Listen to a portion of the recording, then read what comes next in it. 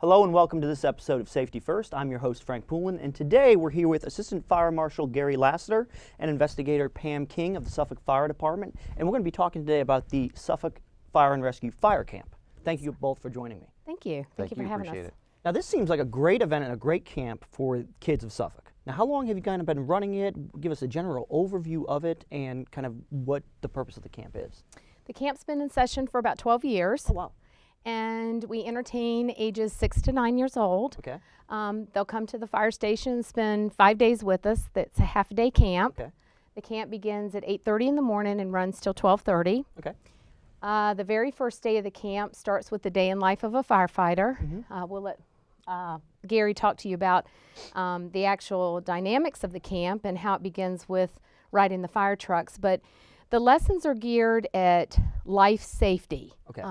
It's lessons learned from Risk Watch. It's a program that we talk about in some of our school lessons, Okay. such as bike safety, water safety, Okay. gun safety, poison control, things that our children may run into in their daily lives that can not just affect their classroom, but they're also at home life. Yeah, absolutely. So just giving them kind of the tools to kind of navigate those. Yes, risks. sir.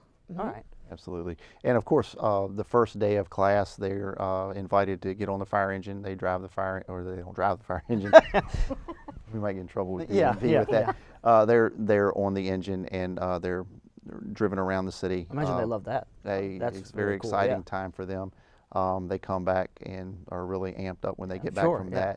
that. They also get to use the hoses. We hook the hoses up and awesome. let them pretend that there's a fire. We'll use an orange cone Mm-hmm. and tell them that that's a fire, and they got to knock the fire down. So it with actually turns on, they actually use the hose? actually use Oh, it wow. on, under the guidance of the firefighters that are at the station that day. Okay. But they do get to feel the pressure of the water coming through the hose. Oh, and, that's really cool. Yeah, they really love that part of it.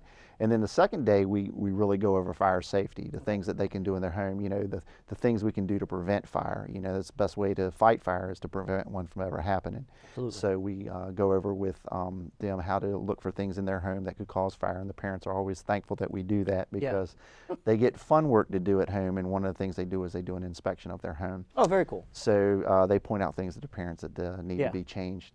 And then we require them to do a fire plan for their home too. Kind of like an evacuation route? An evacuation route, exactly. One of the things we learned is that the kids are required to do fire drills at school, and they do them every month. And if the alarm goes off at school, kids stand up, they get in line, they walk right outside and go to their meeting place outside because it's learned and they have to do it. Fires don't generally happen in schools, they happen in the homes. So we require them to do a home safety drill at their house, a fire safety drill at their house, which really is what the goal of the camp is, how to react in a fire. Okay. And 2 o'clock in the morning isn't the time for an 8-year-old to be learning how to open his window. Absolutely. He has to need to know how to open his window if he needs to get out that way. When the smoke detector goes off at your house, do you just run out into the hallway, or do you react accordingly, knowing to keep the door closed, feel it with your hand and everything? So we actually have a safety trailer that looks like a house inside, and we can fill it with artificial smoke and have them react accordingly and get them outside of the house safety. So they actually get to practice the drill at home. But the key is that we want them to practice that drill at their house. Yes, absolutely. And they do that in the course of the week and bring it in signed by their parents to let us know that they had done it. Well, yeah. Because that's something you generally don't think about, as a kid. Certainly having a plan to kind of get out of your house if there's a fire, and like you said, it happens all the time in schools, but not necessarily at your house. Yeah, and that just counteracts the theory that kids hide from things when they get scared. Fire, smoke, smoke alarms going off, all scare children. Yeah. And the last thing firefighters need is the kids to be hiding from them once they come in. So Absolutely. if we get them proactive and learning how to react aggressively and confidently, then we can get them out in the front yard standing at their meeting place when the fire crews pull up, and we can concentrate our efforts at putting the fire out instead of finding people. Well, that's great. Yeah. Now, how kind of is it structured? Is it just, kids in a class just listening to lectures, or are they grouped together? How does that work? We have class sizes at 25, and what we do is to teach them teamwork, we assign them tables and actually call the tables engine companies. Okay. So you have 5 students at each, or 5 campers at each table, and they rotate daily. And each day, the one of them gets to be the captain of the fire engine. Oh, that's fun. So, Yeah. you know, you give them a little thing, and they're responsible for their crew, making sure that they're staying on task and Mm-hmm. doing the things that they're supposed to do, moving when they're supposed to move, and being safe Okay. and keeping an eye on everybody at their table. So Very it's nice. yeah, make them part of a team. Yeah. Now, what are some of the other tasks you kind of go through? Because I know there's an engine on here, and there's a few other items on here. Well, every day, like the very first day again, is the day in life of a firefighter. So we have the turnout gear that's demonstrated. Reasons why we do that is so that, again, during the course of the class, in the event, God forbid, there is a fire in their home, they'll be able to know what a firefighter looks like, Okay, yeah, dressed yeah, up, dressed the mask down. and- There's a skills sheet that they do with that. But that's the very first day. And then getting into day 2, which is all fire safety and going through the fire safety house. But each of those days, when you get into bike safety and you get into search and rescue and hiking and all the other classes that they get, the classroom instruction is followed by like a skills class. They Okay. go outside and they'll have to do, whether it's a Project Lifesaver demo to demonstrate, getting lost Okay. and we find Yeah. you. They'll get a chance to put together a fanny pack, which is for hiking, those Okay. things needed for hiking in the survival woods, a kind of kit or survival whatever. type kit.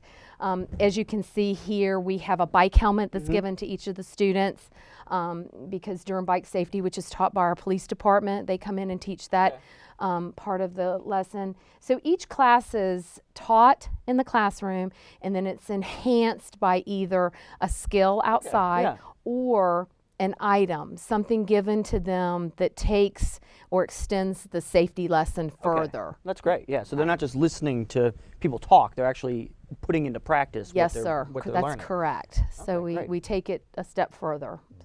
So. So I guess you kind of said in conjunction. So is the police force involved in the camp too, or We have outside instructors that come in to Okay. enhance. The forestry department does their part of woodland Okay. fire safety.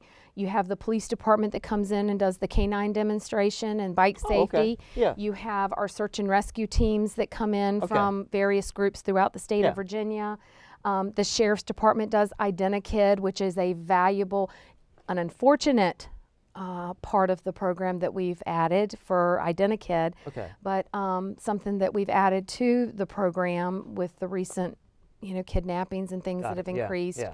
But we are fortunate to have them that come in and do a component Yeah. to the program. So it's enhanced by various agencies that come in and help us out with Got it. it for the Okay. week. And then they're fed lunch. Oh, okay. Each day, except for Friday, where it's a graduation program, and then they go home. This is a 1 week camp. It's a 1 week, it's half day. And one of the things that I want to point out is they receive a lot of school supplies. Okay. Crayons, rulers, pencil bags, book bags. Oh, wow. Things like that. It is an $85 fee to attend the camp. Okay. It's sponsored by the Jeff Messenger Foundation. But it's not intended to be a fundraiser. I mean, it's a dollar for dollar camp. Okay. So every dime is put back into the camp, Yeah.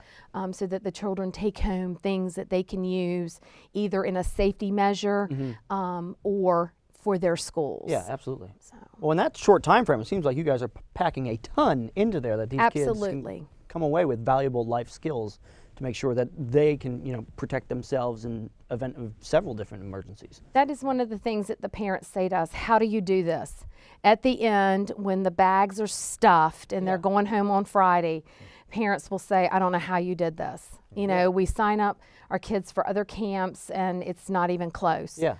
But the biggest thing is being able to leave there and know that those children are safe. And I speak to them on Tuesday about fire safety because when I was around their age, my home burned as a result of fire. And it was a result of lint being in a dryer that was not cleaned out.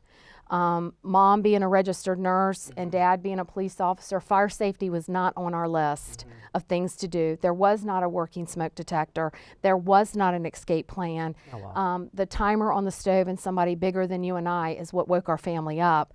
And so it was complete chaos. And that is something that I share with them about not worrying, but having a plan so that they are prepared. Because we find that kids know what to do, but they may not hear the smoke alarm, so that they need to practice. That's the thing that we emphasize, so that if that alarm goes off, we know where we need to go and what we need to do. So Well, that's great. And how many smoke detectors do you have in your house I now? have 22.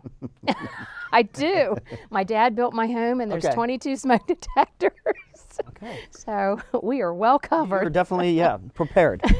Now, how fast does this camp fill up? What's the registration process? All right, sessions, there's session 1, 2, and 3, and session 1 closed yesterday. Goodness, it's Yes, full? absolutely. Oh, wow. But sessions 2 and 3 are at Kings Fork, Okay. 300 Kings Fork Road, and that's where registration takes place. Okay. You can contact myself now that the Youth Academy has graduated, or Jeannie Brinkley at 514-4550 is the contact phone number. And then we're online as well with the great. city website with the application process. But I would encourage citizens who are interested to go ahead and get their application in, because Fills up fast. it fills up quickly. Yes, sir. Is there anything else you guys want to add about the camp? Just looking forward to 2016 season, and especially with one of the camps already being full, I know it's going to be exciting and eventful. So Yeah. we're ready to roll. That's great news. Well, thank you both for joining us. I really appreciate it. And thank you there at home for joining us. And definitely go online or give a phone call to the Suffolk Fire Department to get your child enrolled in what is sure to be a great summer camp.